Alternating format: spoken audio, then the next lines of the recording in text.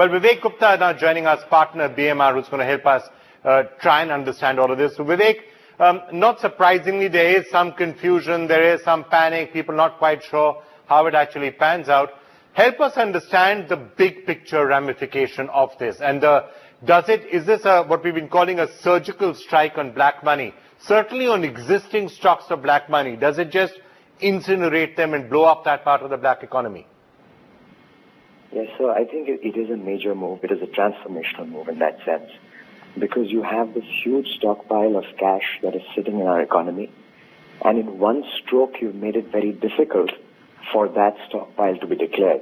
So the government had a scheme whereby you could declare your black money up until a point in time, and immediately thereafter they've come up with a scheme where people who have not declared their undeclared cash now face the prospect of either having to deposit it until a certain date, or burning it and causing environmental pollution in a manner of speaking.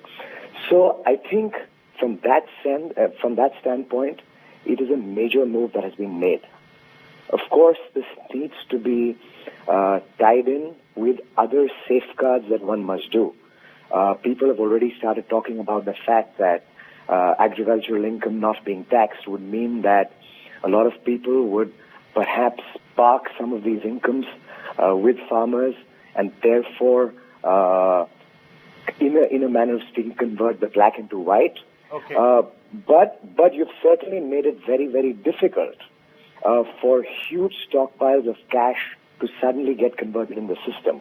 And in that sense, the move is transformational. So that's point one. The stock of cash, Vivek, if I can just interrupt you, the stock of cash, yes, we all get it. But in the future, if somebody wants to carry around currency notes and use it for black money, that theoretically is still possible. I'm saying 1 year from now, 6 months from now, 1 year from now, if somebody wants to get black money in currency notes, they can still do this because 2,000 rupee notes will be there, new 2,000 rupee notes, new 500 rupee notes. In fact, I was hearing the RBI saying there might even be 1,000 rupee notes back again. So that's a valid point, but two mitigating factors there. Number one, you have achieved the basic aim of purging balance as at a particular point in time. So as of November 2016, whatever stock of cash existed, that hasn't been entirely purged. Second, I don't think we are at a point where, with the value of the goods that we buy, 100 rupee notes would be enough for us to transact on a daily basis.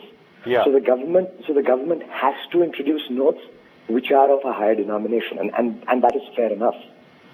What the government seems to have indicated is that they will monitor the printing, the volume of printing of such high currency notes, and therefore try and regulate the black money that is flowing in the system.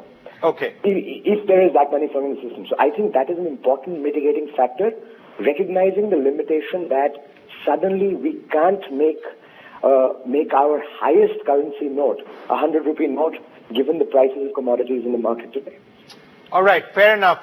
Thanks so much, Vivek, for joining us with that perspective, and I think you've summed it up reasonably well. Existing stocks of black money will be wiped out. So it's like as if they've all been incinerated virtually overnight, and that's what's happening. And now we'll have to figure out a way. And the RBI did say we're going to regulate the introduction of those high denomination notes, and we'll have to see how specifically that happens going